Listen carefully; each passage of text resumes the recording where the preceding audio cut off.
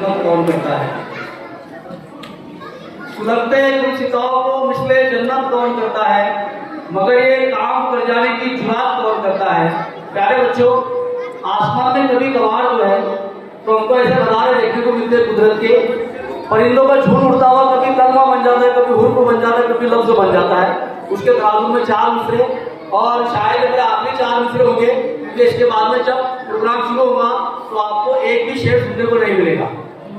तो सुलगते गुलसिताओं को मिसले जन्नत कौन करता है, मगर ये काम कर जाने की जुरात कौन करता है?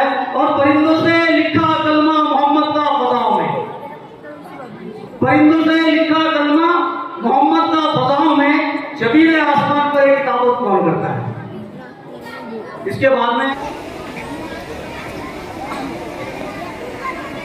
अस्सलाम वालेकुम, मैं आपके सामने नातेबा में जना रतन लादा हूँ। बिगड़ी भी बनाएंगे,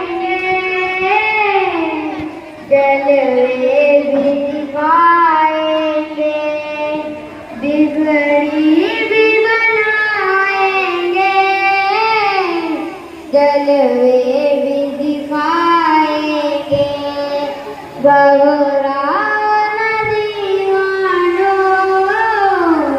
सरकार बुलाएंगे, हम मस्जिद नबवी के देखेंगे मीनारों को, देखेंगे मीनारों को, और गुंबद खजरा के फूल